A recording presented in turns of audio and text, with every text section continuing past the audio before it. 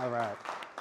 Again, thank you all for coming. My name is Mitch Hoopes. I am a Handley graduate. I graduated with Giovanni Taliaferro. We'll get to that a little bit later. And a lot of other my class of 96 is here to support as well. Big shout out to them. Big thanks to the One Handley people for asking me to host this. I wasn't really sure why, but I've been called on a couple of times here recently with One Handley, like they mentioned. With my class, we're designing the float for Handley this year. That should hopefully be in the parade. A couple months ago, I actually played with Phil and Boo at the Mod and the Rockers performance, which was part of the One Handley thing. And thank you. And because I love the rock and roll so much, I've been asked here tonight to speak with my friend and classmate, Giovanni.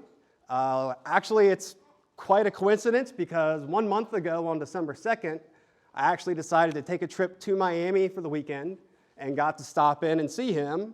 And he took me on a tour of the vault that we're actually going to talk about tonight. And this was before this was kind of a set thing. So it's just quite a coincidence. He's provided us with a little video here for an introduction to the Hard Rock International. And I believe we've got that queued up. So let's go ahead and watch that now.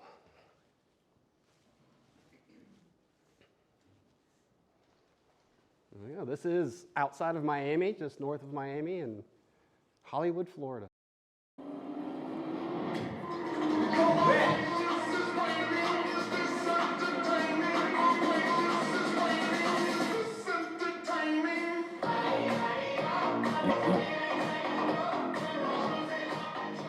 What you'll see is we do nothing but first-class facilities, and the best is yet to come. I think we've created something that hopefully you'll be very proud of, but more importantly, it's been designed that it can expand. Hard Rock International has officially purchased the Mirage on the Las Vegas Strip for about $1.1 billion. There's so much to be excited about because of the great brand that the Hard Rock brings.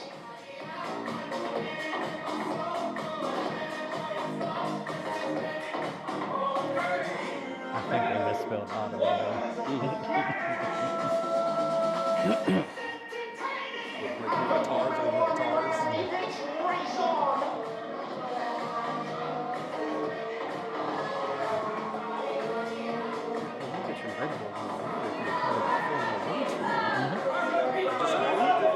Yeah, the whole.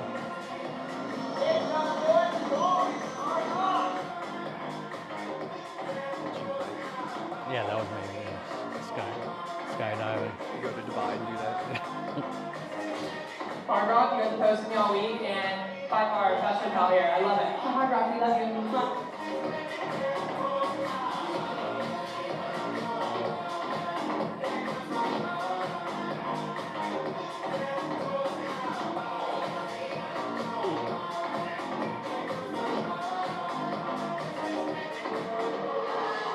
So excited about the opportunity to partner with Lionsgate, create once-in-a-lifetime experiences for fans of both the John Wick franchise and also of Hard Rock. I like that too. Hard Rock!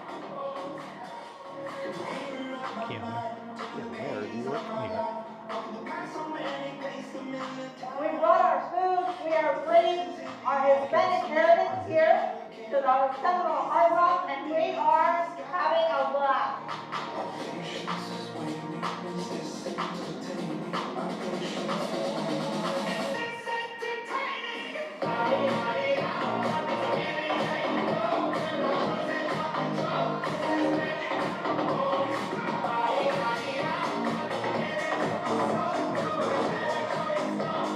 So we have the pleasure, Hard Rock, to launch last week the new messy chicken sandwich. For Hard Rock, it's a pleasure to have him on board as a family or member of the team. The opportunity to rebuild the kids menu in person.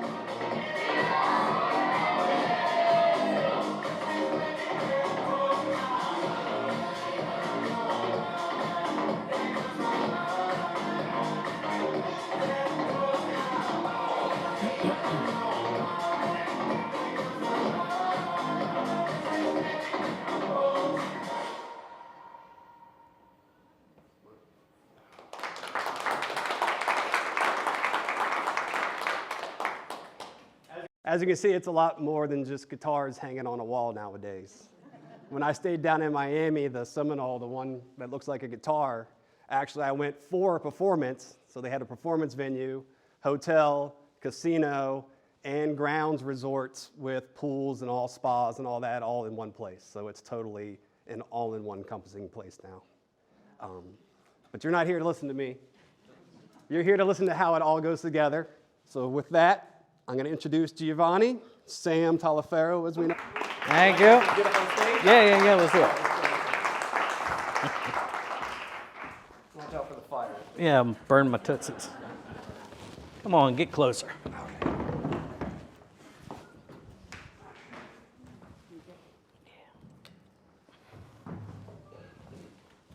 Yeah.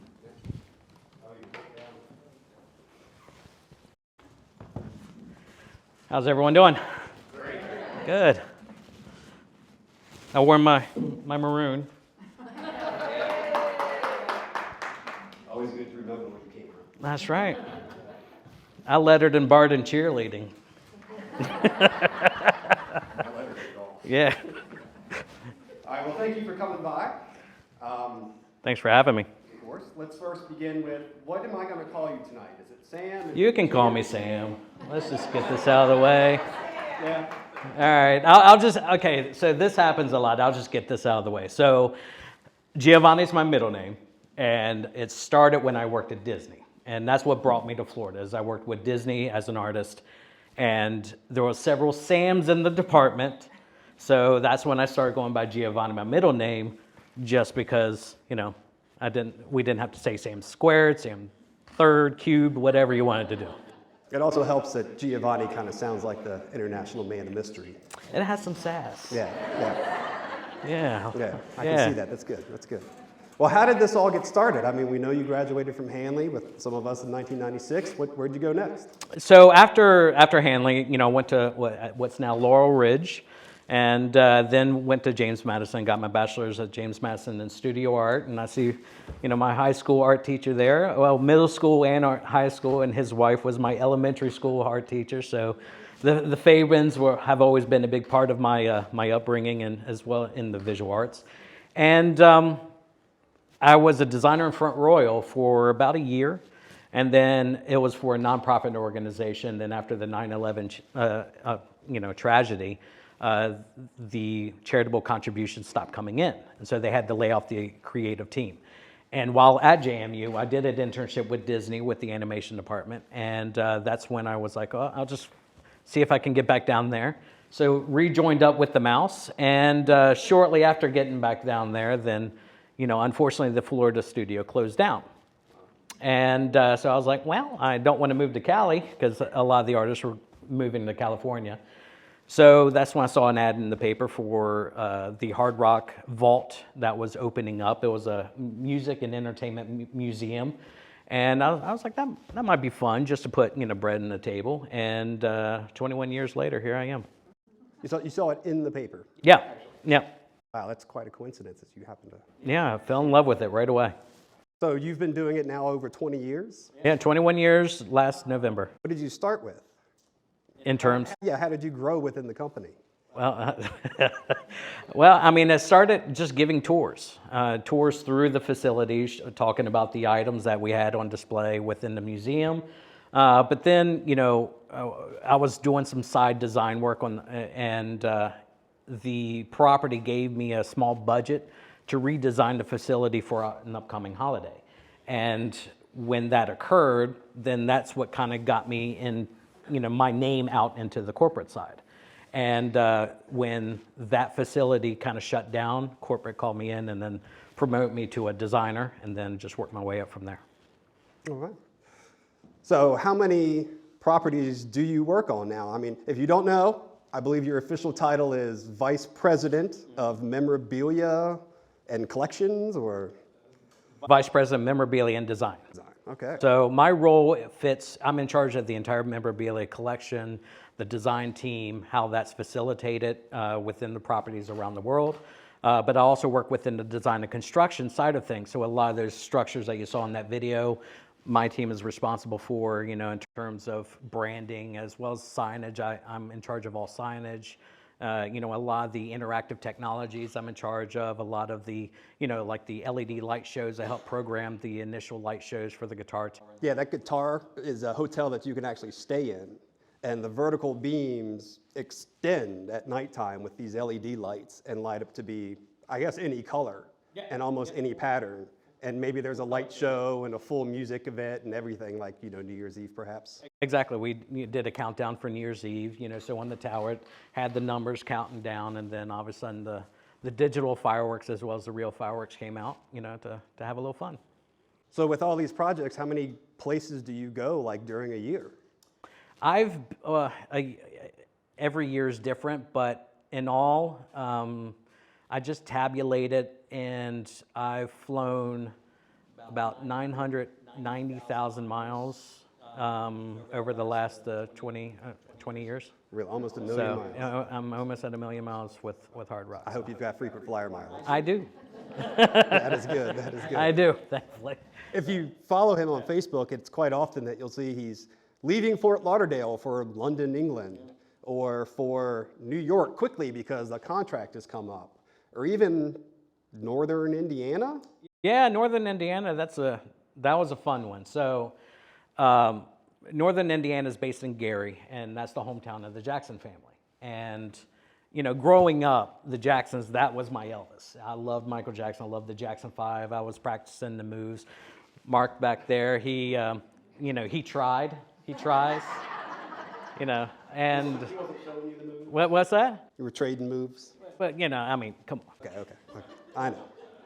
Well, we'll let him have his day. And but he did just win a Michael Jackson trivia contest. Yeah, look at that. But no, Mark and I, we both have that sincere passion and appreciation for the music of Michael Jackson and that family. So we formed a relationship with the Jackson family, and that was a big moment for me personally. I don't get starstruck, per se, but that was a pretty cool day when they came to my office, and we had our first little sit-down chat about potentially working together. And obviously the Jackson family, everyone's told that story in many different ways with many different agendas. And I made a promise to them. It was Tito, Marlon, and Jackie. I was like, listen, we'll work collaboratively with you, and we will tell the story the way you want it told through you working with you in full collaboration. And we formed that relationship right then and there, and I just can't go on about how amazing that project just from start to finish was. And growing up, we know Graceland, people go visit Graceland, and I always wanted to go to the small house in Gary, Indiana. It's like, it's like 700 square feet, and 11 people lived in that house. It was truly tiny. But then to get offered for a personal tour by Marlon and Tito, that was a pretty cool day. And I told Mark, I was like, hey, Mark, give me a call in about 10 minutes. And so he FaceTimed me. And I was like, hey, so I picked up and FaceTime, and I gave the phone to Marlon, and Marlon said hi to him and everything like that. So, yeah, that was, yeah. And, but through them, and that's the way we design all of our projects too. It's not just, it's not just sticking something up on the wall. These aren't decorations. These are authentic pieces of music history that we're trying to showcase, and we're trying to educate our guests on. These are our Mona Lisas. So, and Tito actually gave us his father's, Joseph's guitar. And the story behind that is that guitar, Tito was practicing how to play while Joseph was working in the steel mill in Gary, and Tito broke a string. When Joseph came home, he saw that someone fiddled with his guitar. That was his prized possession. No one touches it. And he found out that it was Tito. He restrung the guitar for Tito, gave it back to him, and says, okay, you better show me what you got. And you best not mess up. And then Tito started playing. Jackie and Jermaine just started singing at the same time. Then all of a sudden, that's when Joseph realized that these kids have some talent. So if it wasn't for Tito breaking that string, there may never have been a Jackson 5. And then, Tito, gave us the guitar, and so I flew it back to Gary, and I was with my boss in Chicago in the airport, and I'm carrying the guitar case, and then all of a sudden the Jackson 5 just comes up on an audio player, and my boss turns to me, he's like, just to think, no one actually knows what's in that case that you're carrying right now. It's a pretty, amazing moment, and throughout that project, and I'll show some visuals later, I designed the guitar sign in the front of the building after that particular guitar. I also designed an LED changing chandelier. It's about 128 feet long with crystal and everything of that nature, but with different moments that pay tribute to the Jackson story. From the original background to the Ed Sullivan Show performances to the Billie Jean light up tiles and everything of that nature, and it all cascaded down with the headstock with a crystal J5 logo right above a featured display case that showcased that guitar. This is on the ceiling. Yeah, this is on the ceiling. Yeah. Okay, so as you're walking through the venue. Yeah, that's right above your head. 128 feet long, and itself is a display. Yeah, in itself, and the average individual is going to see something that looks amazing. But the fact that there's actually stories behind every little detail, that's never really, in essence, told. But it's a special part of the entire process. And that's how we, when we're designing and developing these processes around the world, no matter if we're in New York or if we're in Nabak, Egypt, or Busan, Korea, or wherever it may be, we try to find these local relevant stories that we want to showcase and bring out into the design.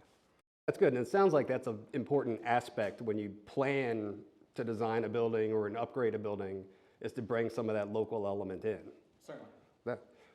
What's this going to be in Gary, Indiana? Is it a hotel? Is it a resort? Is it just a house, sort of like we have the... That one is a historical monument now? Right now, that one is a casino. It's open, and it's actually now it's become the #1 casino in all of Indiana. It also has a live entertainment venue, so we've had acts, kind of like Neo and others perform there, and the Jacksons have gone back and performed, and yeah, so it's they came to the grand opening, and so yeah, it's one of those resorts like you mentioned about Hollywood. Now it doesn't have a hotel with it yet, but there's always opportunities in the future. What's it like working with these families and artists that you just loved growing up? Like, how long did it take to not be starstruck? Well, the Jackson, now that was a little bit different because of my deep appreciation and passion for their music, but I had to kind of put that to the side because I want to showcase, okay, it's all about sharing and celebrating their legacies. It's not about my personal taste. It's all about trying to do what's right for that individual project. Yeah, and you've talked to me before about how you treat these objects like it's a museum piece, where you'll put them on display, but make sure that they're in the correct lighting, or that the material of the outfit isn't going to degrade because of the lights that's been put on display. Correct. And I assume that probably gets around within the industry and gives more credence to you than, say, a collector who's just getting stuff to sell for a profit. I mean, you all are actually keeping this in pristine condition. Correct. Yeah, these are, as I mentioned, these are authentic moments of history. That is Jimi Hendrix's Flying V from Isle of Wight Festival. That is Pete Towns's SG from Woodstock. That is Lady Gaga's Monster Ball Tour outfit. These are moments that we are capturing and we're preserving. So we do have, really strict regulations and standards in terms of how we display and we protect the artifacts. Smithsonian, we work with the Smithsonian all the time. I've done a lot of loans directly with the Smithsonian. I've actually loaned things to the U.S. government. I did a big exhibition with the U.S. Department of State in Morocco, to celebrate the governmental relationship, the diplomatic relationship between the United States and the government of Morocco, and through our collection. And these items, these are sought after in terms of, every major museum around the world. I've stuff displayed over at the Met, and the MoMA, of course, yeah. Even the Rock and Roll Hall of Fame, we loan things to them, all the time. And does it go both ways? Yeah. Oh, no, actually, we do not take incoming loans. Oh, okay. Everything that's on display within any of our properties, we actually own. And that's 88,000 pieces? Plus. 88,000 plus pieces around the world. That's got to be close to a record, right? It is. It's the world's largest collection around the world. Officially? Well, I mean, I'm talking to the Guinness Book of World Records right now. There you go. But, we'll see what comes about with that. Now, that's got to be hard to archive and keep straight, right? Is that database a problem? I mean, how large is a database like that? Yeah, we have a really impactful and just really in-depth database that's put together through the museum system and gallery systems. And whenever myself or one of my designers or anyone wants us to look up, okay, where's ZZ Top? It will tell us exactly what location around the world it will be, or if it's in my warehouse, it will tell me what shelf or what bin or whatever, as well as all the historical information and things of that nature. Yeah, when I was there, I actually saw you had a couple of racks set up that just said like Dubai or Tokyo on them. Correct. And some of them were extremely deep with things and some of them weren't. How do you stage things like that for a project that you have coming up? So we create project bins. So we are working on about 100 projects right now. At the same time? Yeah, at the same time. At different How many people levels. are in your department? 12.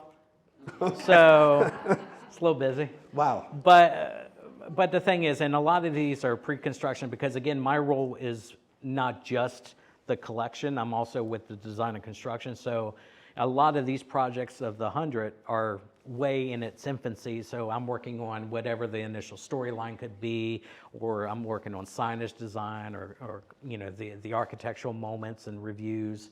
So there's a lot more to it than just the collection. But when it gets to that point where the design team are starting to select the items and doing their market research, then they'll create project bins. They'll start placing them in them. So therefore, because everyone, we're all like ravens,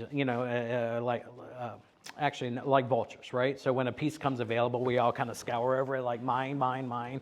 But, so we've had to create almost like a little fantasy football draft when, a new pieces come available. New pieces come available, whether or not I get back from an auction or something of that nature. And yeah, I was going to ask, how do you come across all these pieces? So we acquire in three main ways. One is direct from the artist. That's the best source. Is I'll go to Ja Rule and he gave us an outfit in New York, or Neo. We did an event with him, and so he's sending us Peso Pluma. Even back to Northern Indiana, we talked about the Jacksons, but also others from that area also donated. Denise Williams, Let's Hear It for the Boy.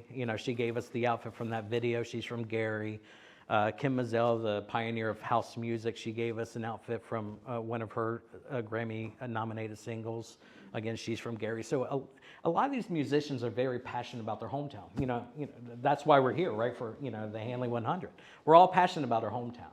And so the artists are exactly the same. They want to support their hometown, especially in a place like Gary that's had a lot of issues, economically over the years. And so having a project like Hard Rock come in and really create this economic boost, they're all in full support of that. So, directly from the artists, a lot of times they'll donations. Sometimes, we'll pay money towards a charity in their name. One thing I absolutely love about our brand is all of our philanthropic efforts. We do a lot of philanthropic efforts around the world, and we've received so many incredible awards and nominations and accolades on, for our philanthropic, efforts. But a lot of times artists will say, hey, we'll give you this, and then we'll say, okay, well, in kind, let us give you this towards a charity in your name. So it's not even coming from Hard Rock, it's coming from that artist as well. So it's not even for us to get recognition from. So therefore it becomes a win-win. And so that's one. Auctions. like Sotheby's, Christie's, Julian's. So, I'll go to different auctions, or, one of my colleagues will go to an auction, and we'll see what becomes available. And we'll create an internal market value of what we might want to go for that particular piece. And we have to be kind of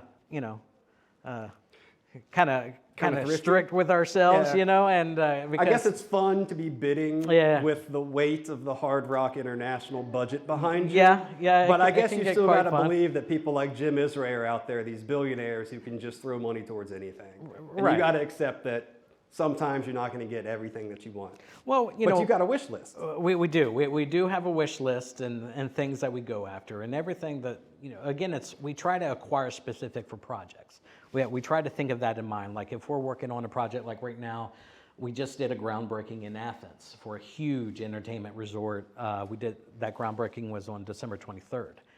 And so now we're in this, trying to think of who's going to be really impactful for that particular market, who's from Greece, who may have Greek heritage and things of that nature. So when we're going to these auctions, we'll try to see, oh man, George Michael, we have this available, this is coming up. That maybe we allocate some funds to go for that piece specifically for the Athens project, things of that nature. But there are times where you get into that and you just get that little jolt of excitement, and so I had fun at an auction in earlier this year, and we got some really, really amazing pieces. But of course, there are times where we wish we could get a piece, but it just didn't make sense financially. But then maybe down the road it pops up and you're still got your eye on it. Yeah, that's one thing I do I do recognize, that a lot of times when a piece, we don't go after it initially, sometimes it'll come back up, 2, 3, 4 years down the road. And having done a bunch of these locations, I assume you might see something and instantly think, oh, that's going to be great in this location, or to add to this collection. How often do you revamp these Hard Rocks with these new collection pieces? Well, it's case by case because every market is different, in terms of the demographics, in terms of the repeat guests. For example, if the average guest return rate is, 30%, it's, within a certain period of time, that project may lend itself to kind of do a quicker exchange. Mm-hmm. But we also try to make certain that we freshen up the entire space. So it's not just about the pieces on the wall. It's also about the architectural finishes, the FF&E, lighting, and all those types of things to try to make more enhancements. And your design department does all that? Correct. Well, if anybody's looking for a great design project, or if they know their kids, I'm a teacher, things are available out there. You never know what you can fall into. Yeah. Right? What's some of the favorite things and places you've been to? Some of your favorite stories? Well, there's some really interesting stories. I wouldn't necessarily call them save that one favorite for the stories. last. How about Okay, that? but I have been to about 54 countries. Do you run through your passport stamps often? I have 3 full passports that I've cut out the pages and framed up, and they've punctured them. So therefore I can kind of see it. It's if fun you to need look travel tips, this is Yeah. the man to talk to, flying in an airplane in tight spaces. But I've also collected paper currencies from different, different countries, and I have a frame just full of different paper currencies because I mean it's just fun to look back on. As well as I used to get a whole bunch of little trinkets, but I've run out of space. I'm sorry. You get a little magnet for your fridge everywhere you go, or something, and now you just. So, by the way, that's my wife, and there's my kids over there. Yeah. So You'll need another fridge. Yeah. And a freezer. Yeah. So, but yeah, I mean, I'm extremely blessed, and growing up, and some of my family that are here will remember. I used to joke with my mother that I would not go anywhere above 55 miles. Away from Winchester. Any road trip, if it was above 55 miles, I would not. I would pitch a fit. I would. But here I am. So. How far do you drive to work each day? It's about 10 miles. That's not bad. No, it's not bad. Not bad. Pretty easy commute, thankfully, even for South Florida. Yes. All right, tell us about the craziest story that you've been involved with. Well, there's 3. All right. I was I was almost arrested in Beirut I forgot my passport, and You so look like we an hit infidel. a checkpoint. But the GM, I call him Iceman, and he's now the GM in Brussels. But he was able to pay off the agents with hamburgers, so that got me out of that. American hamburger is good. Yeah, and Do you travel with security details sometimes? No. Should you? Sometimes. Sometimes, possibly. Let's hear about that. Well, I was in Egypt in 2012 during the uprising in Cairo, so I had to be shuttled around. Just Every 2 hours, just move from place to place? no, I had to be shuttled around because I wanted to see the pyramids. I mean, I'm in Cairo. I want to see the pyramids.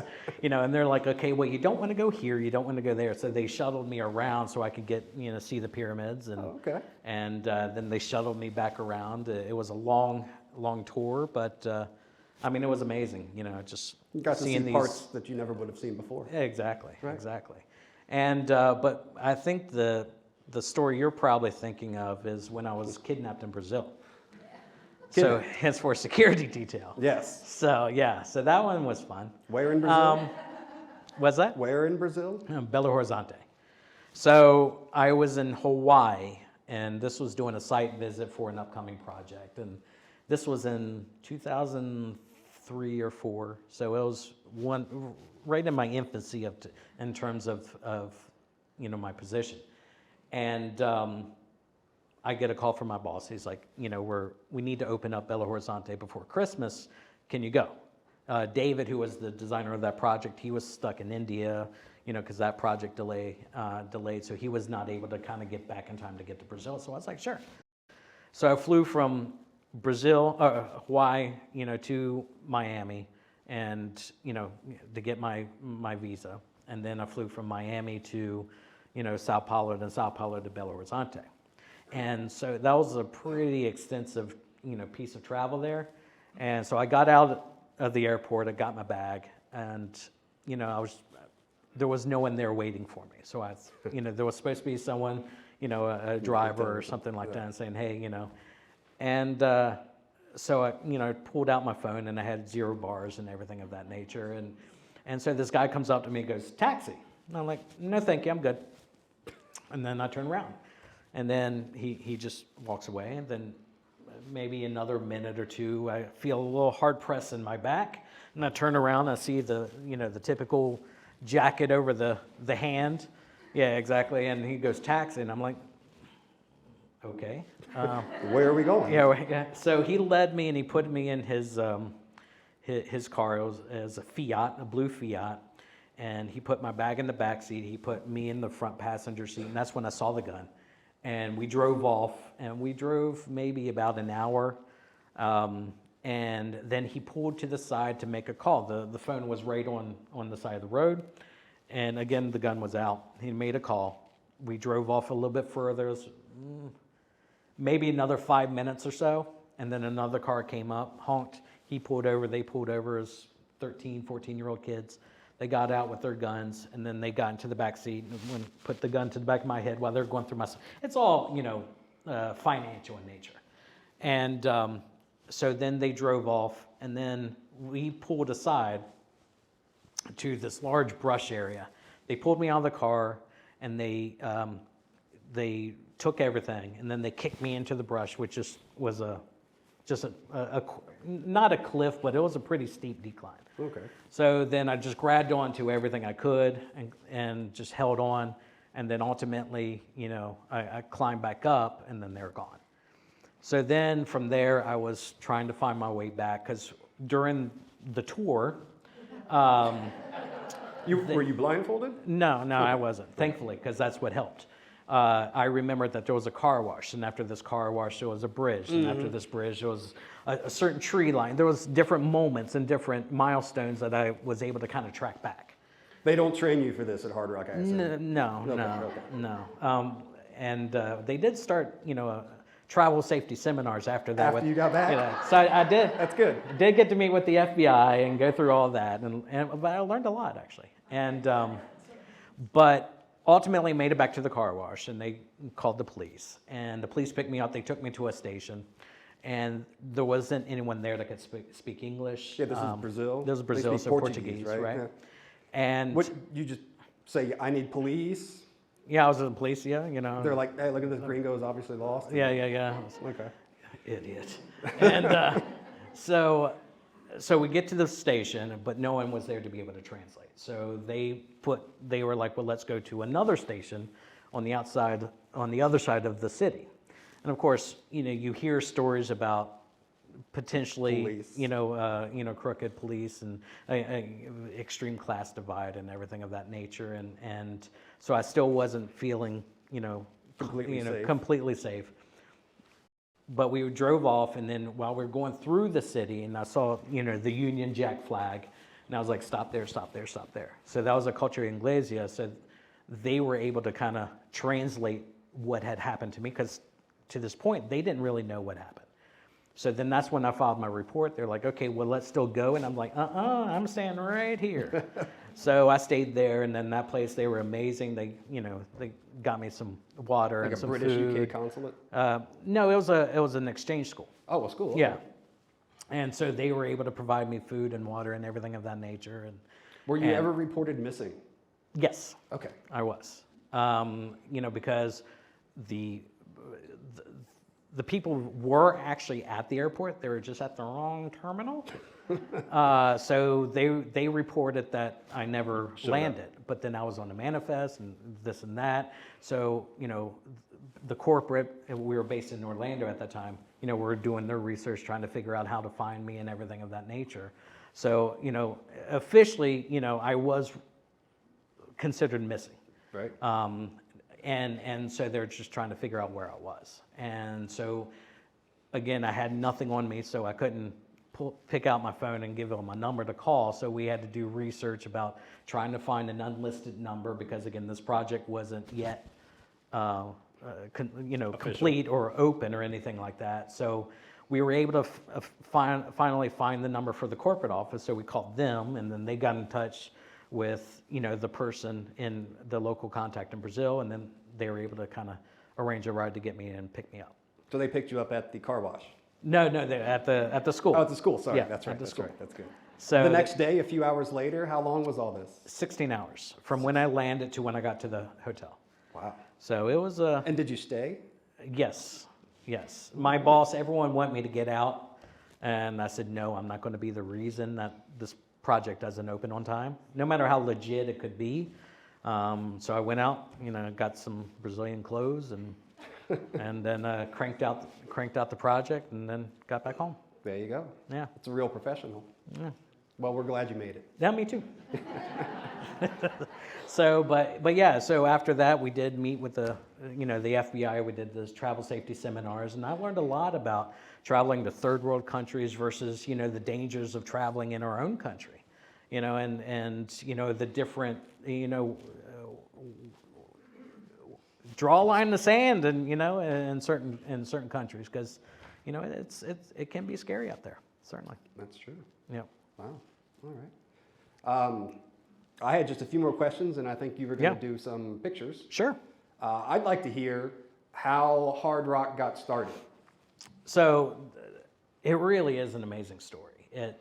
Hard Rock itself was started in 1971 by two American businessmen, Isaac Tigert and Peter Morton. Peter Morton went on to go Morton Steakhouse, and Isaac Tigert founded, House of Blues and others later on. And memorabilia, music, it wasn't really a part of anything at that time. It was just Americana.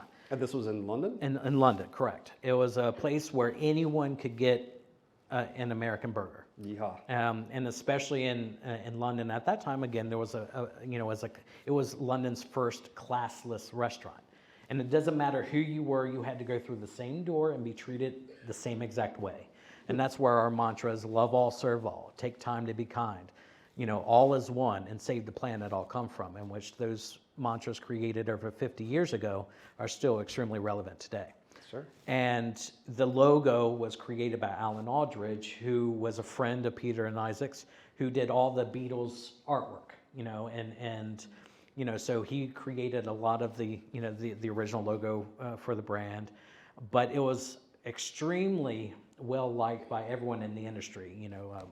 And Paul McCartney and Ringo would go there all the time, and Eric Clapton would go there all the time, and several.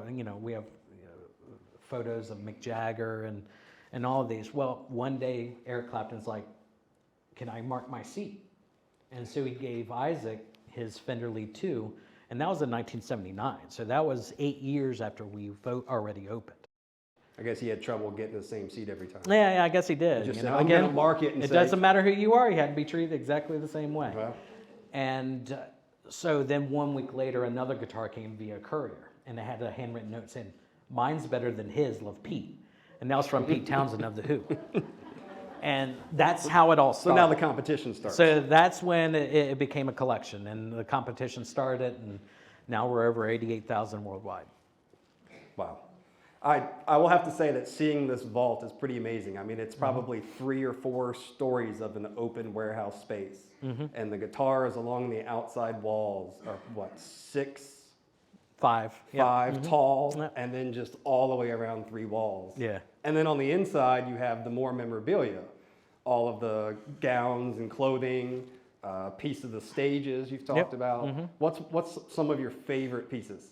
Personally, I have 2 favorite pieces. One is the Beat It jacket, the red leather jacket that Michael wore on the Beat It video, and that one. Yeah, as soon as I saw that piece for the first time, I was like, oh my God, because it brought me back to when we're dancing in front of MTV and just doing little kickies, little shimons. But and that's the power that this has. These pieces, they have a certain power behind them that they can transport us back to certain periods of our own lives. Music is in everyone's DNA. It doesn't. We don't have to like the same things. We can be totally different individuals musically, but we all have some sort of attachment. We probably made a mixtape for someone back in the day. And so if you see a piece from someone that you put on that mixtape, you may think of so-and-so, right? So that one to me was a very impactful piece, seeing that, it's just like, oh my goodness. And then also the handwritten lyrics to Imagine by John Lennon. And see, this one even more so, that's the first song I can remember. And my mother, she would put me on her bed when I was a kid, well, just a baby, when she would just clean up her room. And she would always play that record. And so it's a core memory for me. I remember hearing the song. I remember the wallpaper. I remember her doing her thing. And after she passed, I had to find that record. So I now have that record at our house. So that was the one thing. That was like the one thing I had to find. So I found that record, and then when I saw the handwritten lyrics to Imagine, just the floodgates, they started opening. So I mean, again, that's the power that these things can have to every individual in a totally different and unique way. That's true. But saying that, those are my favorite pieces in the collection. And the jacket is in Gary, in his hometown. The lyrics to Imagine, they're Atlantic City. That's where they are currently. And but other pieces that we do have, the warehouse is where everything that's not currently on display are warehoused in a climate-controlled facility, and it's in a secret location. And but we have probably about 30,000 of our 88,000 are in that room, in that space. But we also have the Beatles' Magical Mystery Tour bus in there from the film.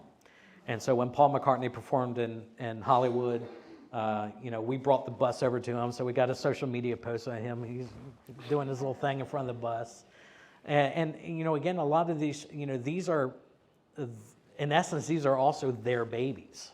Sure. Right? So there's impactful memories that they have with these pieces too. So, when Paul saw that piece for the first time, he was like, in how many years? Yeah, I mean, he's like, man, this is cool. Do they ever ask for stuff back? Yes. Yes. So you burnt your fire out. But yeah, so I worked with Elton John for about 3 years. My team with Rocket Management, and he wanted his famous Dodger Stadium outfit, sequin outfit back, and we were happy to oblige. And so we met up in London, and he gave us a Gucci outfit from his last tour. So you traded? Yeah, so we did a trade. It's about relationships. But then he also did a nice little, private performance for about 50 of us. And so seeing his fingers glide across those keys from like 6 feet away, I mean, that was one of those memories I'm just going to hold on for the rest of my life. Yeah, but he also performed in Hollywood, and, he was just very appreciative. So. I know you hate doing this. Can you give us a few name drops? Just some people that you've worked with that we might know. I mean, I can, but again, I don't want to sound douchey. Yeah. I just mentioned Elton John. Paul McCartney, you mentioned. Yeah, Paul McCartney, Halsey, Ja Rule. We've done a lot of stuff with Billy Gibbons, Eric Clapton, Rihanna, Shakira. I mean, really, it's the Jackson family. It's a nice little who's who. That's pretty nice. Yeah. All right. I think I'm out of questions. We'll have a Q&A here in a little bit, but maybe you want to show some of these awesome items? Yeah, we can. Anything else you want to talk about? I mean, if we want to open up to Q&A first, we can do that before I show, because Okay. then obviously lighting and everything. So. Sure. Anybody have questions up here? I do. Okay. Yes. So I know that soccer has always been like a huge part of your life. Yes. You continue to be super involved in Florida. Mm-hmm. I have, yeah.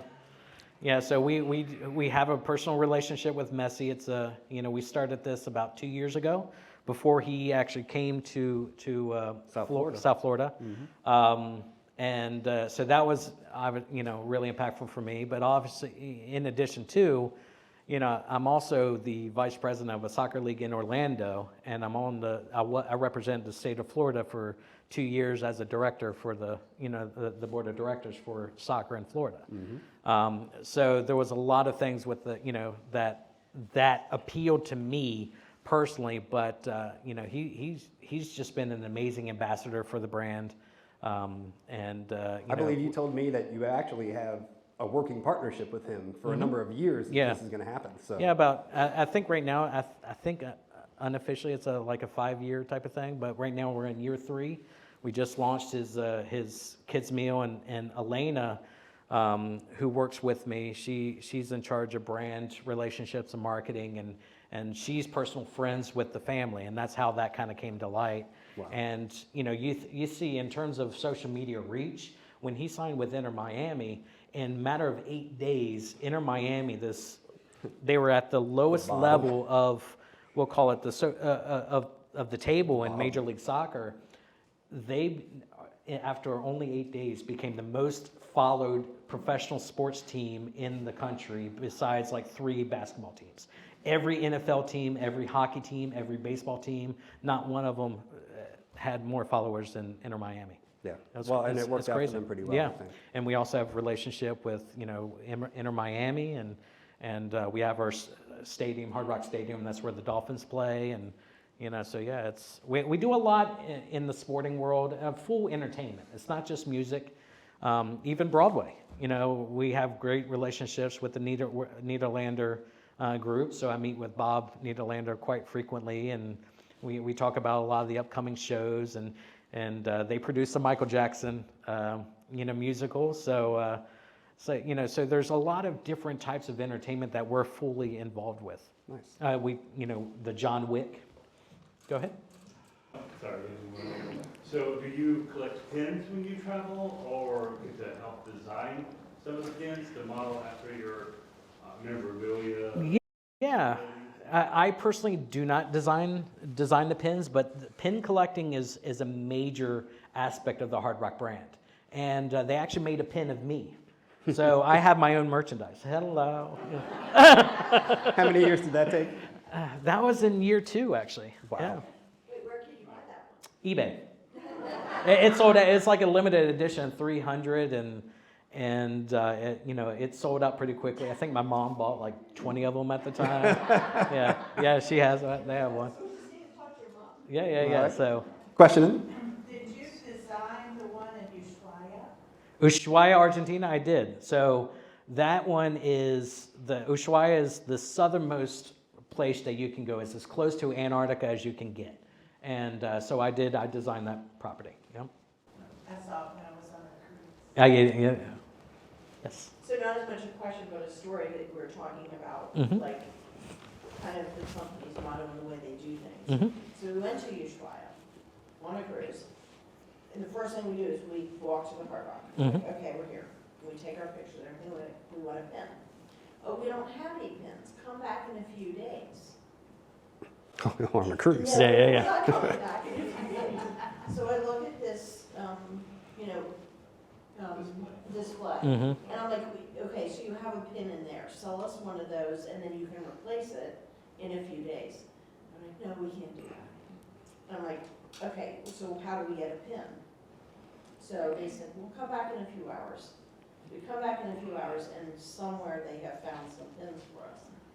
Well, I'm glad that worked out. Yeah, yes. And so then they said, well, where else are you going? And we told them, and one of them was, no, before Buenos Aires, Montevideo, Mhm. which is primarily Spanish speaking, and we don't speak Spanish. So the manager called the manager in Montevideo and told them we were coming, and said, now when these people come, you need to help them get a taxi for them to get back to the ship. Because there's English speaking near the ship, but when you get in the middle of the city, Certainly. we couldn't ask the, Mhm. so we've had great experiences with managers and other staff being really helpful. And then, the Mexican one, they said they didn't have any pins, and we had been snorkeling, so we only had $20. And between all the staff, they somehow came up with one pin that we could buy for $20. They also had no pins that day. Well, they sell it fast. Yeah. Yes. Ooh, I think the Gary, Indiana project is one I'm most proud of, just because of everything that was involved and how detailed that project was. But in terms of cafes, I loved the way Barcelona came out.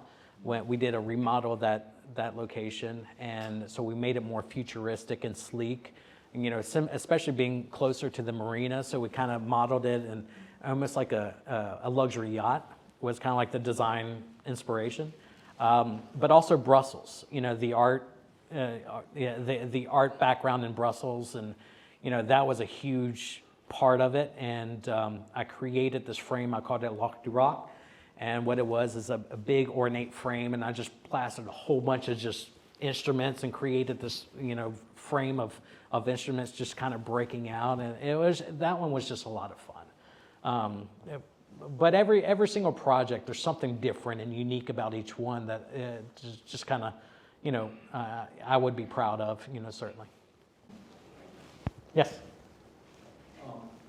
You mentioned Pete Townsend's SG. Mm-hmm. I always want to know what happened to that SG.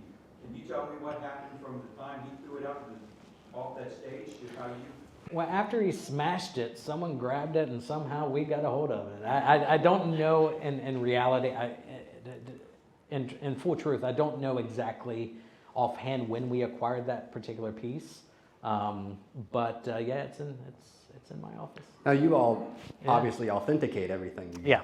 Mm-hmm. which is easy when it comes directly from the person. Right. But then they still give you some sort of certificate. Provenance, yeah. So no matter how we acquire the piece, if it's from an auction or if it's from, auction houses, they do a lot of that, due diligence before they co-sign, right? Mm-hmm. And so that helps. But even if it's directly from the artist, then we will make certain that they sign a letter of authenticity about when this was used or when this was, worn.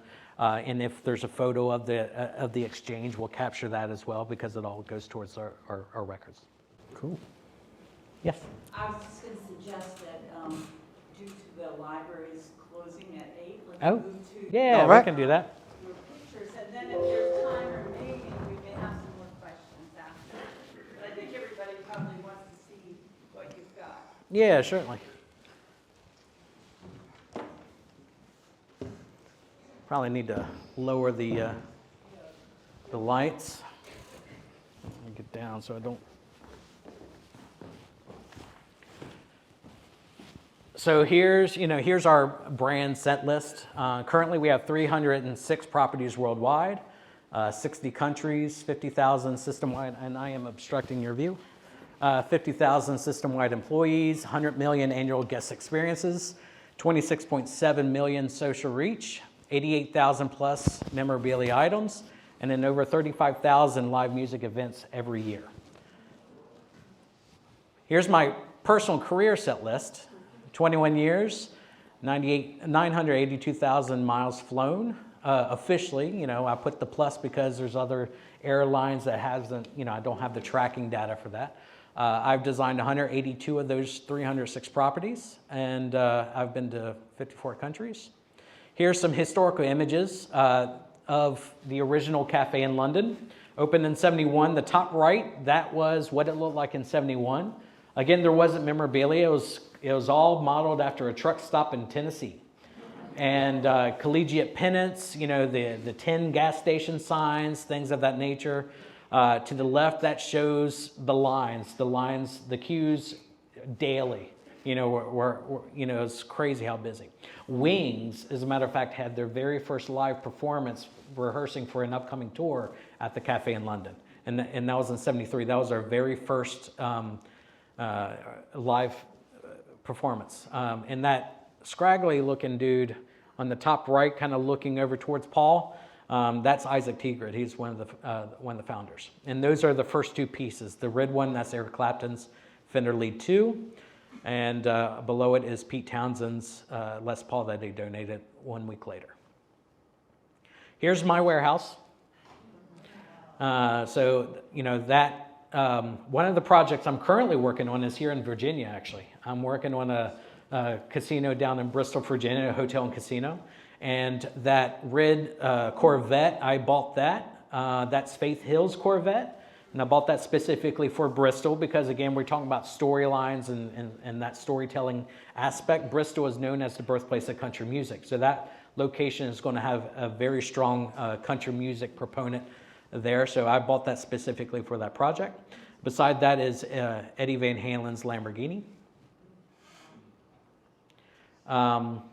Here's some moments captured from for the Gary, Indiana story. So that's Tito giving me the guitar, me flying the guitar. There's the guitar chandelier that I designed, and that cascades over the display case that has that guitar. And then, of course, the sign I designed out front, that again is that exact guitar. So that story is all throughout. Here's some moments. I've been doing some filming for a TV show. So that one was with Neo and Gin Blossoms were for the same show. It's called The Song. Pete Wentz and Ja Rule, I was with him a couple months ago, actually, in New York. I'm holding a check with the Jackson family. We presented a check to the Boys and Girls Club, but we also bought 100 bicycles for all the kids that we presented that night. And Rick Nielsen from Cheap Trick, I'm working with him on the Rockford property. And he's very much invested into that property, and we're telling his story. And then below, there's with Halsey, an event we did with her in London. And we did another ambassadors. A lot of we talked about philanthropic efforts, and I mentioned Rihanna and Shakira before. We do signature series t-shirts where the artist will be a part of the design process and we'll sell it, and then part of the proceeds goes to that charity. And so this year we did Halsey, and which really did extremely well. Here's moments of Elton John, with the exchange. There's the Dodgers outfit and the Gucci outfit he donated. And that photo is, in the cafe for that little private showing. And then he posted about it. And then, again, I was just doing a little filming. So in this, I positioned some key pieces in here, and Bono's guitar is the far left. Tupac's outfit, that outfit he wore the night he was murdered. It's not the outfit he was wearing at that time, but he wore it at the Tyson fight earlier in the day. Metallica, Ouija board guitar, Kirk Hammett used it for their albums. So every major Metallica hit, that guitar was used. Jimi Hendrix's Flying V from the Isle of Wight Festival, Lady Gaga's alien outfit designed by Armani. The recording console, the studio console, that's from the 5150 studio that belonged to Eddie Van Halen. In the far back, that's Michael Jackson's outfit from the Bad video. Right in front of Lady Gaga, the little speaker cabinets from the Quarrymen. Here, quiz time. Anyone know who the Quarrymen were? Beatles, before the Beatles, that's right.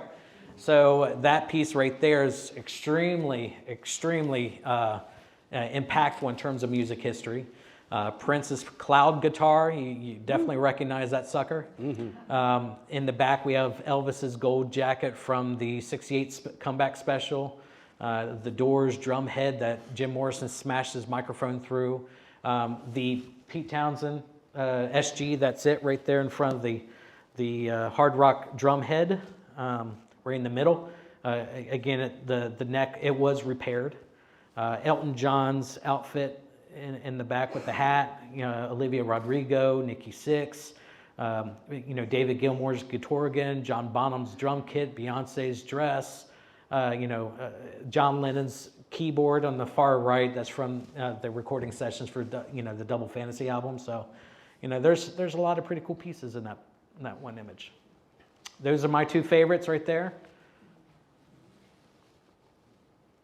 And that's, this is in India, in Goa. This was a sign, I helped design. The globe is all Sanskrit to the lyrics of India, India by John Lennon. And with the internal lighting, it produces a beautiful shadow effect. Here's some other pieces that I've, acquired over this past year. Rosalia. Again, we're not just rock and roll. That's a stigma that, we're all about all forms of music. It doesn't matter. Again, love all, serve all. All is one. Music doesn't matter what genre. We have Broadway, we have opera, we have every single genre you can think of within our collection. And we're also, global. BTS, Maluma. This was another philanthropic partnership where he donated several, outfits in terms of a charitable contribution. John Paul Jones from Led Zeppelin. This was used during the Taylor Hawkins tribute concert that we also supported. Amy Winehouse. There's that Ouija board guitar I mentioned. Kool Moe Dee from the Death Blow music video. LL Cool J. Mama said no. Freddie Mercury. And we also have his piano that was in his mother's house. Mm-hmm. That was a really cool piece, and that piano is one that he kind of taught himself how to play on. There's a U2 guitar.